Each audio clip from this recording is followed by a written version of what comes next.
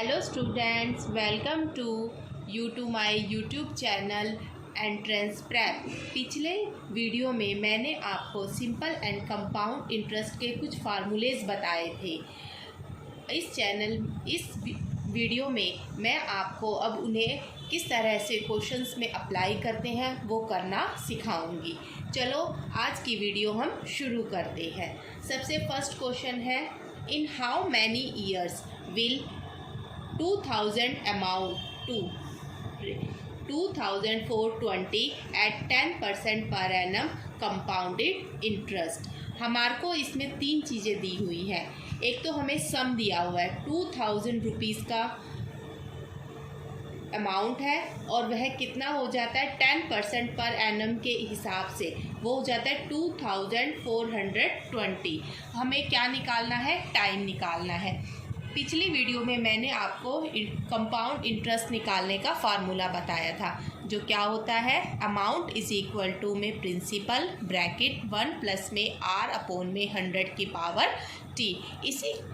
इसी फार्मूले की हेल्प से अब हम इस क्वेश्चंस को सॉल्व करेंगे। सबसे पहले हम लिखेंगे अमाउंट इज इक्वल टू में p 1 प्लस में r अपॉन में 100 की पावर t। इसमें अमाउंट जो है वो हमारा है 2420 और प्रिंसिपल कितना है 2000। हमें रेट कितनी दी हुई है 10% की और हमें निकालना है t। अब हमारे पास सिर्फ एक ही चीज़ अननोन है तो हम इजली इसको निकाल सकते हैं। आगे हम सॉल्व करेंगे इस क्वेश्चन को और किस तरह से करेंगे और इसकी हेल्प से फिर हम अपना टाइम निकालेंगे। पहले हम 0 से 0 कैंसिल करेंगे, इस 0 से ये 0 चली गई। 242 अपॉन में 200 इज इक्वल टू में 1 प्लस में 1 अपॉन में 10 की पावर t। यदि मैं इसको कैंसिल करती हूँ तो मेरे पास क्या आएगा, 121 अपॉन में 100 इज इक्वल टू में ये आ जाएगा मेरे पास 11 बाई 10 की पावर t।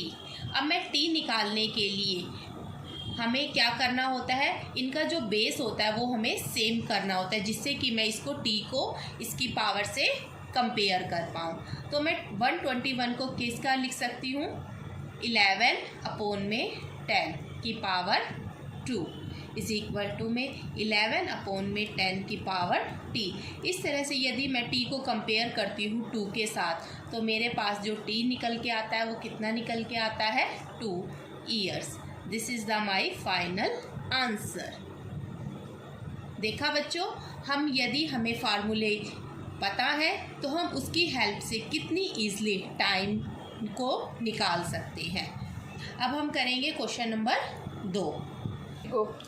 अब हम करेंगे question number 2। A sum of money doubles itself in 5 years। In how many years will it become 4-fold if interest is compounded. ये किसका फार्मूला है, कंपाउंड इंटरेस्ट का है। इसमें हमें क्या हुआ है, ये जो सम ऑफ मनी है वो हमारा प्रिंसिपल है। प्रिंसिपल जो है वो डबल हो जाता है 5 years में। यदि मैं प्रिंसिपल को p मानती हूँ तो वो क्या हो जाता है, 5 years में वो वह 2p बन जाता है। इन हाउ मैनी ईयर्स, अब हमें इसे क्या बनाना है, इसे 4-fold बनाना है। 4-fold का मतलब मेरे को इसे 4p बनाना है। 4p कैसे बनेगा ये, यदि मैं यहाँ पर मेरा जो टाइम था पहले क्या था, p से ये 2p बना इन 5 years। अब मेरे को 2p को 4p बनाना है तो वो कितने में होगा, 10 years में। ये तो हुई हमारी शॉर्ट ट्रिक्स की बात। यदि बच्चों इस तरह से आपको शॉर्ट ट्रिक से समझ नहीं आता तो मैं इसको दूसरे तरीके से बताती हूँ।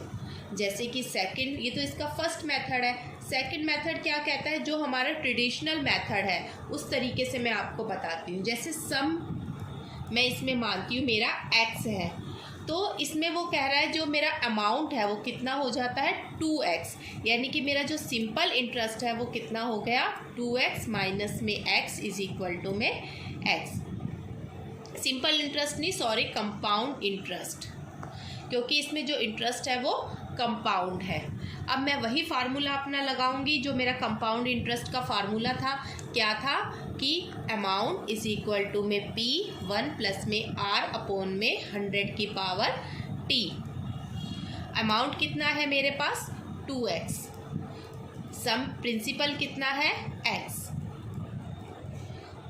और R कितना है मेरे पास, R की वैल्यू मुझे नहीं पता।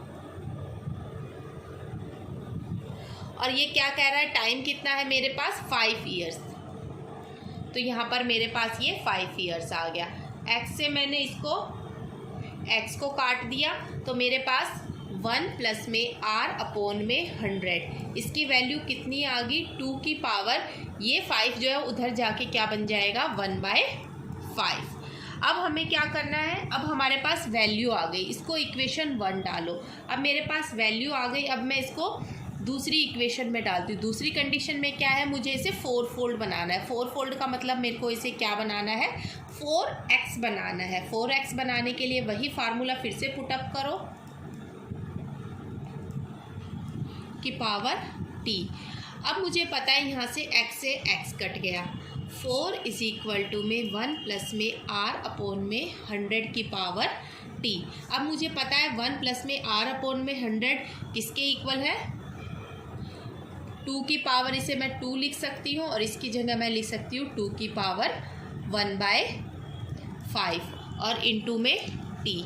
तो ये क्या बन गया 2 की पावर 2 इज इक्वल टू में 2 की पावर t/5। यदि मैं इसकी पावर्स को कंपेयर करती हूँ तो मेरे पास आता है t/5 इज इक्वल टू में 2, then t is equal to में क्या आ गया 10 ईयर्स। देखा बच्चों, ये ट्रेडिशनल मेथड है और ये हमारी शॉर्ट ट्रिक्स है। शॉर्ट ट्रिक्स जो भी बच्चों को समझ में आती है वो आप फॉलो कर सकते हो, पर मैं तो प्रेफर करूँगी कि आप शॉर्ट ट्रिक्स को ही फॉलो करो। अब हम करेंगे question number 3। A sum of money invested at compound interest amount to 650 at the end of first and 676 at the end of second year. The sum of money is, इसमें हमें क्या find out करना है, हमें find out करना है इसमें सम of money. मैंने पहले भी बताया था जो सम ऑफ मनी होती है वो हमारा क्या होता है प्रिंसिपल मुझे फाइंड आउट करना है। फर्स्ट ईयर का जो अमाउंट है वो 650 है और सेकंड ईयर का जो अमाउंट है वो 676 है। तो मेरे पास जो इंटरेस्ट आता है, इंटरेस्ट मेरे पास कैसे आएगा 676 में से यदि मैं माइनस कर दूंगी 650 तो मेरे पास कितना आ जाएगा 26 जो है वो मेरे पास क्या आ गया इंटरेस्ट आ गया। अब मेरे को पता है इंटरेस्ट का फार्मूला क्या होता है, ये simple interest is equal to में P इंटू में R इंटू में T अपॉन में 100। इंटरेस्ट मेरे पास कितना आया है 26, P मुझे मालूम नहीं है, रेट भी मुझे मालूम नहीं है। अब यहाँ पे जो P है, P की जगह मैं क्या लिख सकती हूँ 650 लिख सकती हूँ, क्योंकि जो ये प्रिंसिपल है वही अगले साल जाकर क्या बना है 676 बना है जो मेरा अमाउंट है। तो मैं इसे क्या लिखूँगी 650 इंटू में R इंटू में टाइम कितना है 1 ईयर का है और 100। तो यहाँ से मैं R की वैल्यू निकालूंगी, R की वैल्यू मेरी कितनी आएगी यहाँ से 26 इंटू में 100 अपॉन में 650। इस तरह से यदि मैं इसको काटती हूँ तो मेरे पास आंसर आ जाएगा 4%। अब मेरे पास यहाँ पर क्या आ गई, ये रेट आ गई। रेट आने के बाद मैं इजीली निकाल सकती हूँ कि द सम ऑफ मनी। अब मुझे क्या निकालना है, मेनली मेरा निकालने का मकसद था प्रिंसिपल। अब मैं क्या निकालूंगी प्रिंसिपल निकालने के लिए मैं क्या करूँगी, वही अपना फार्मूला अप्लाई करूँगी कि A इज इक्वल टू में P 1 प्लस में R अपॉन में 100 की पावर T। अब यहाँ पे मैं अमाउंट की जगह क्या लिखूँ, यहाँ पे अमाउंट मेरा कितना आया है 650, P की जगह P 1 प्लस में 4/100 और पावर की इसकी जगह मैं क्या लिखूँगी 1। अब मैं इसको सॉल्व करती हूँ तो सॉल्व करने पे मेरा जो P आएगा वो क्या आएगा 625। This is my answer. अब हम करेंगे question number 4, the difference between simple interest on a certain sum at the rate of 10% per annum for 2 years and compound interest which is compounded every 6 months is 124.05. What is the principal sum? अब हमें क्या निकालना है, इसमें principal सम निकालना है, यानी कि P निकालना है। इसके लिए हमें दो चीज़ दे रखी है, एक तो डिफरेंस दे रखा है हमें किस किस में, सिंपल इंटरेस्ट में और कंपाउंड इंटरेस्ट में। तो सिंपल इंटरेस्ट का वही फार्मूला होता है जो मैंने आपको बताया था। तो पहले हम क्या लिखेंगे इसमें, सिंपल इंटरेस्ट का फार्मूला क्या होगा मेरा,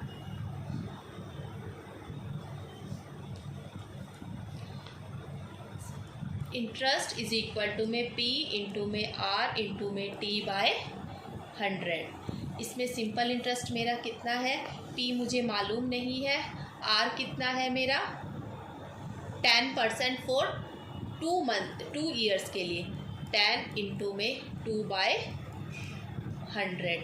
अब मैंने यहाँ से इसको कैंसिल किया तो ये मेरा कितना आ गया, P बाय 5। इसी तरह से यदि मैं कंपाउंड इंटरेस्ट निकालती हूँ तो कंपाउंड इंटरेस्ट निकालने के लिए पहले मैं अमाउंट में से माइनस कर दूँगी प्रिंसिपल, तभी मेरे पास कंपाउंड इंटरेस्ट आएगा। तो पहले मैं क्या लिखूँगी, अमाउंट का फार्मूला क्या होता है, P1 प्लस में R बाय 100 की पावर T।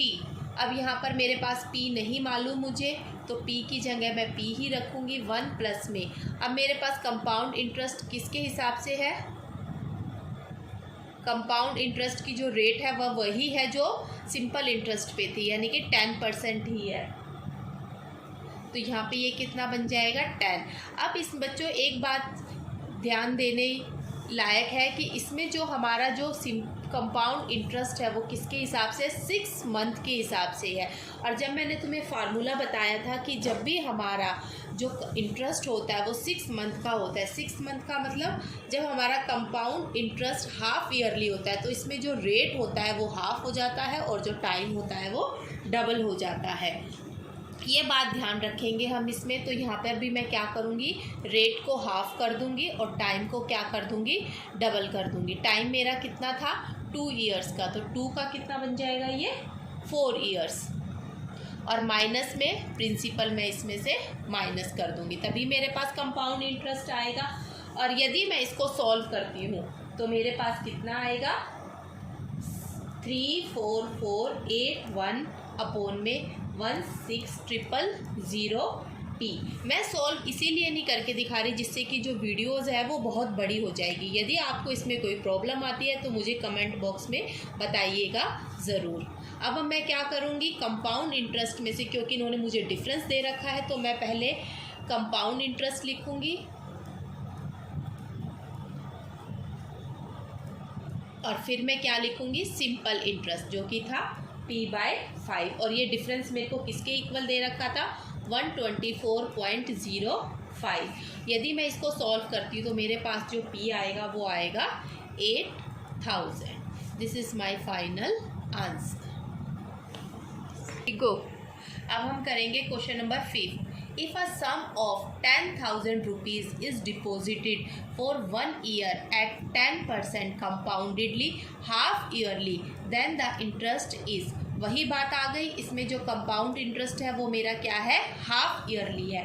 हाफ ईयरली का मैंने तुम्हें फार्मूला बताया था कि जब भी हमारे पास कंपाउंडेड हाफ ईयरली होता है तो इसमें हम रेट को हाफ कर देते हैं और टाइम को कितना कर देते हैं, डबल कर देते हैं। जैसा कि आप देख सकते हैं मैंने ये बताया भी था कि रेट को हाफ कर देते हैं और टाइम को क्या कर देते हैं, डबल कर देते हैं। तो इसमें मेरे पास जो इंटरेस्ट आएगा वो कितना होगा, पहले मैं निकालूंगी अमाउंट का फार्मूला होता है P1 प्लस में R अपॉन में 2 इंटू में 100 की पावर 2T। ये तो बच्चों आप समझ ही गए होंगे कि मैंने टाइम को डबल क्यों किया। उसके बाद अब मैं निकालूंगी P मेरे पास कितना है 10,000, वेरी गुड। 1 प्लस में अमाउंट रेट कितनी है 10 अपॉन में 200 इंटू में, अब ये कितना हो जाएगा 2:1, तो मेरे पास कितना आएगा ये 10,000। 1 प्लस में 0 से 0 कैंसिल हो गई तो ये कितना बन जाएगा मेरे पास 1 अपॉन में 20 की पावर 2। अब ये हो जाएगा 10,000 इंटू में 21/20 इंटू में 21/20। यदि मैं इसको सॉल्व करती हूँ तो मेरे पास कितना आएगा 11,025। अब मुझे क्या निकालना था, इंटरेस्ट निकालना है। इंटरेस्ट का सभी को पता होता है कि जो इंटरेस्ट होता है वो किसके इक्वल होता है, अमाउंट में से यदि मैं प्रिंसिपल को माइनस कर देती हूँ। अमाउंट कितना आया मेरे पास, माइनस में प्रिंसिपल कितना था 10,000, तो मेरे पास आंसर कितना आया 1,025। This is my final answer. मैं आशा करती हूँ कि आपको मेरे इस वीडियो में समझाए गए सारे क्वेश्चन समझ में आ गए होंगे। यदि किसी भी क्वेश्चन में कोई भी प्रॉब्लम है तो कृपया करके आप मुझे कमेंट बॉक्स में कमेंट करके पूछ सकते हैं। Thank you.